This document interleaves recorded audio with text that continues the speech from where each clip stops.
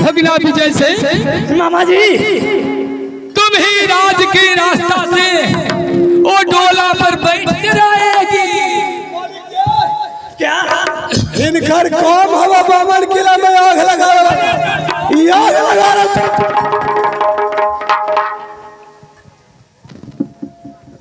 मामा जी क्या इसमें कहे हैं किसमें रानी की डोला जा रहा है मोरंगढ़ में। हाँ हाँ और मोरंगढ़ से कुछ ही दिन में और रानी फूला आएगी। बीच रास्ते में लगा हुआ रहना और यदि डोला सामरीगढ़ में ले आएगा तो हमें सुख ही सुख मिलेगा भाई जैसे। सुनिए मामा जी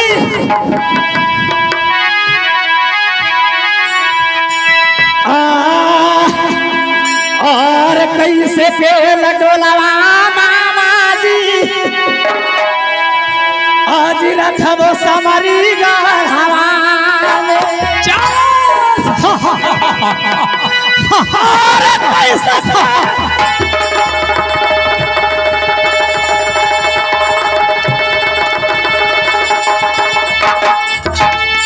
आई डोलावा मामा जी क्या रखबो समरी गढ़वा में। कैसे रानी हर डोलावा जैसे हई मोरना से हो जान। क्या कैसे पेल डोला दी मामा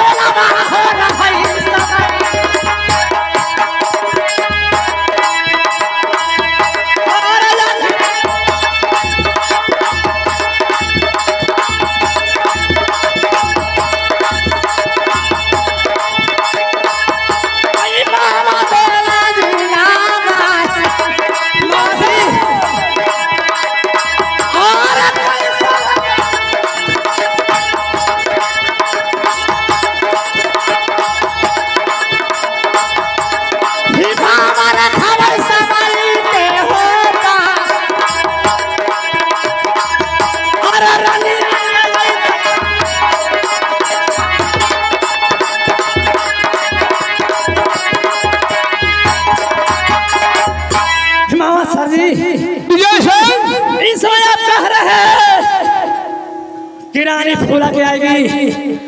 इस समय समरीगढ़ में डोला उठा के रख लेना है। हाँ विजय सिंह क्या मामा जी क्या विजय से इस समय कैसे मैं डोला उठा के और समरीगढ़ में रखूंगा।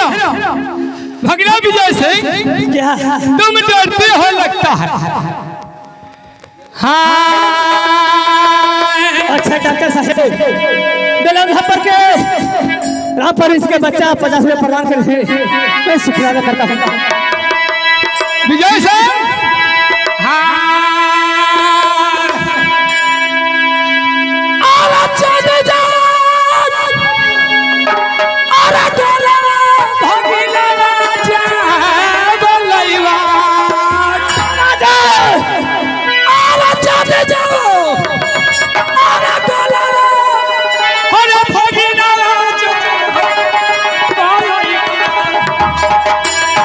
अरे समरी में बहुआ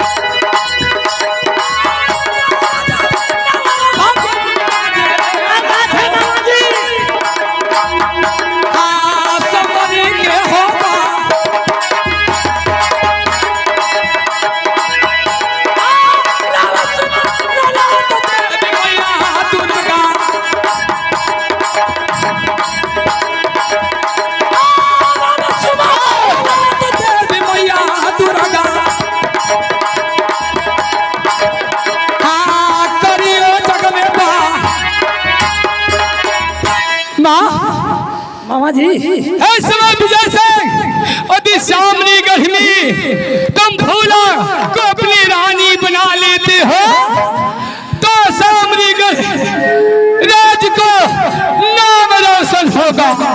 अरे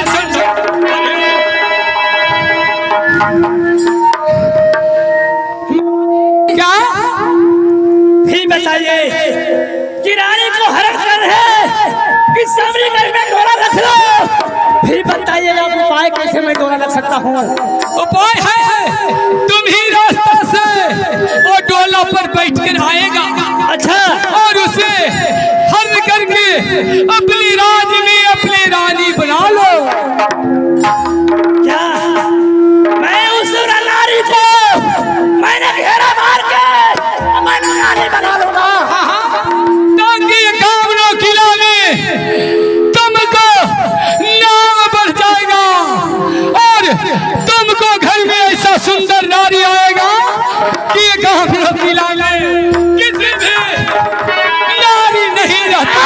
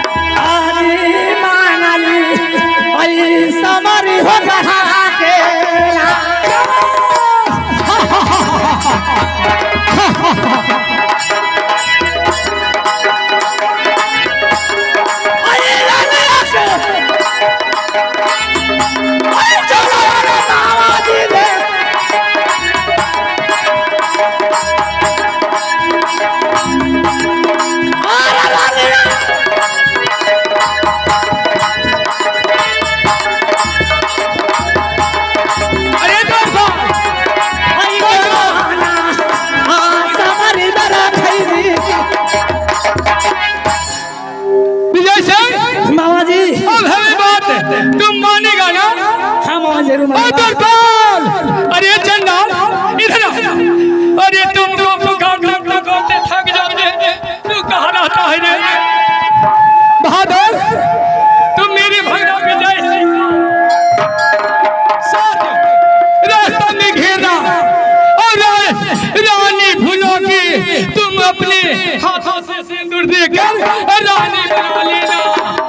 मामा जी आप मेरे साथ रखना मामा जी। ठीक है भगना अब मैं जा रहा हूँ। ठीक है मामा जी जाइए। सरपंच बेटे इसे मामा जी कह के दिए कि रानी फूला पे डोला रही है। इसमें रानी बना कर और सबने घर में ठीक है वाले चलो समय ठीक है।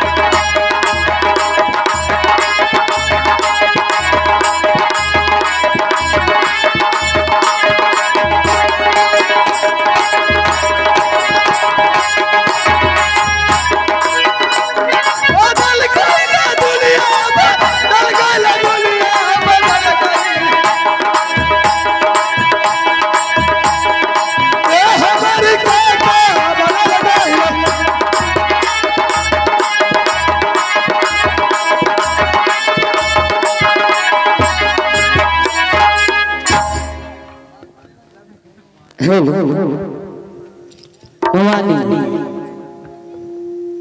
सुनो हाँ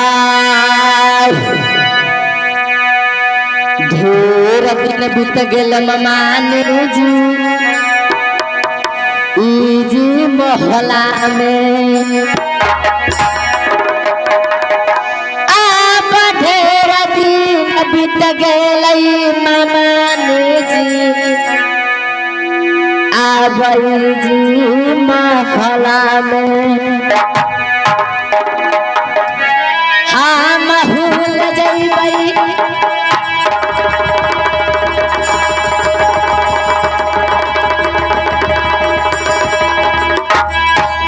अब हम भूल जइबै ममान जी अपन महलबा के पास आज कर दिन बीतल है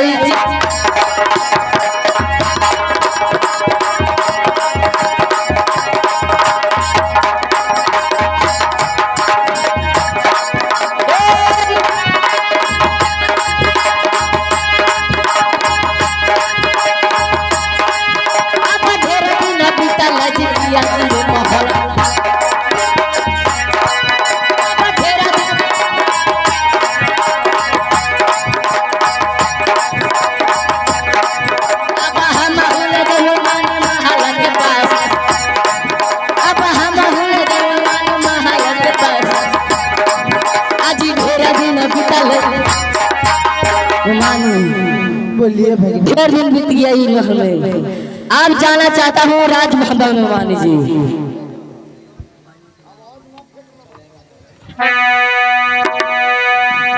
सुन भागना एक सवाल है।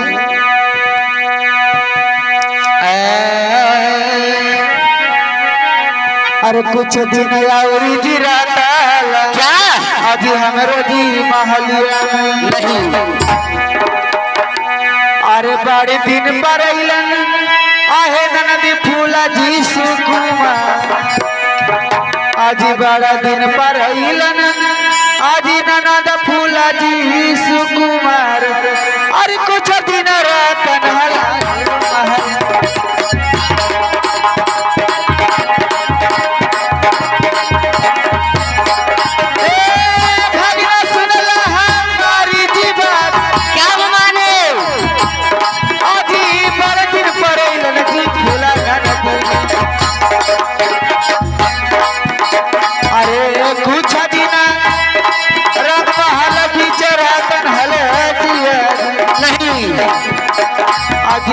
कुछ दिन फूला रहता रंग महल पीछे नहीं मवानी अभी ये जो हलिया जी।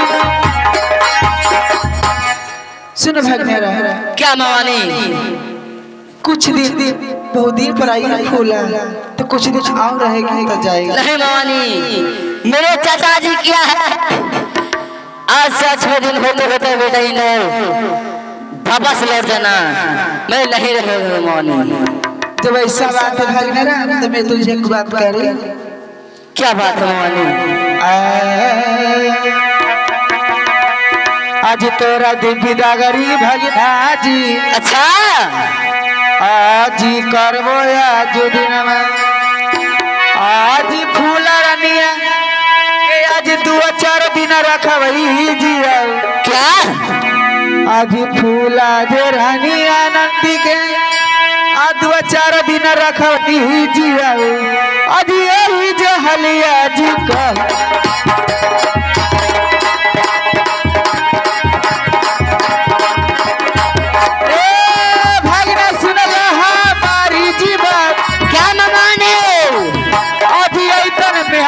जी विदा कर दे आज तोरे हंसी खुशी से भागना विदा करबो जी आज तोरा हंसी खुशी से भागना विदा करबो जी आज कुछ दिन रखबो जी आज। सुन भागना तुम्हारा ऐसे बोलता है तो तुम्हारा विदा कर देते हैं और जब मेहमान आएंगे तो उनको फूला के विदा कर देंगे। हाँ तुम्हारा चाची हाँ ठीक है वगैरह।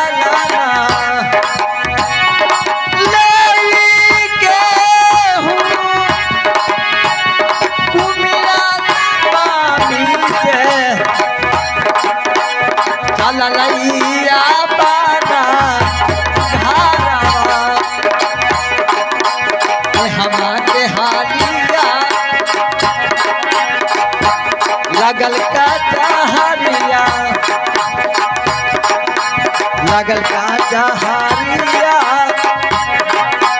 लागल का जहारिया आरे लागल आई का जहारिया बिना हालो लागल का जहारिया बिना हालई आ मोहरा बाबूला। भाई सरदार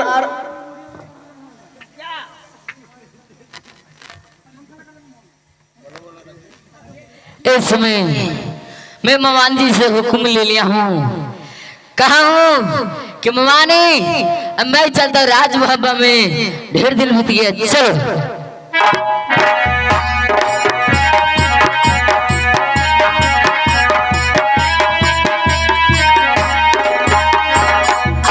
चचा जी खुश रहो बेटा इंदल। चचा श्री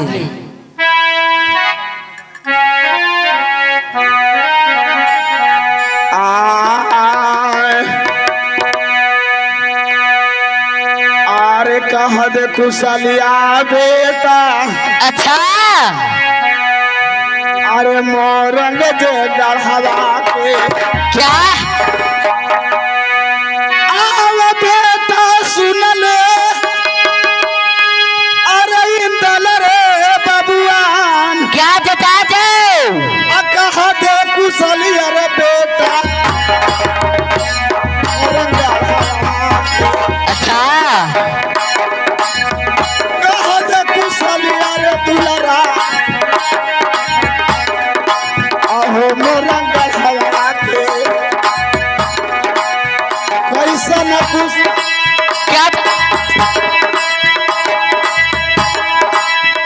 मोरंग गढ़वा के रह गेल। अच्छा कैसे न कुशलिया दुलरा मोरंग गढ़वा के रह गेल। अरे कुशल सुना दे बेटा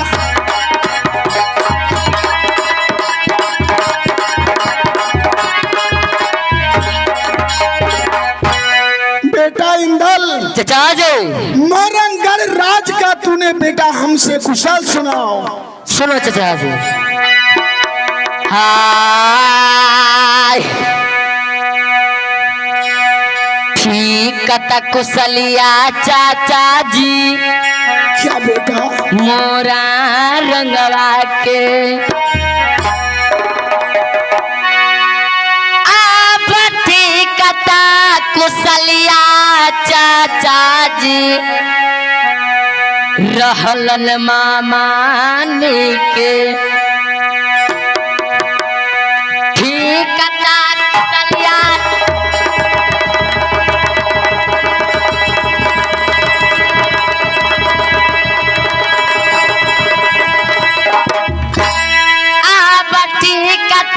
कुशलिया मामा जी के रहल जी हमार आज ठीक था कुशलिया।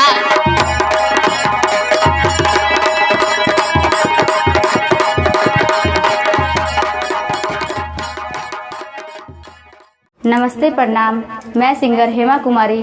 अगर आप चाहते हैं कि जियो बोका म्यूजिक का वीडियो सबसे पहले आप तक पहुंचे तो हमारे चैनल को सब्सक्राइब करें और बेल आइकन को दबाना ना भूलें।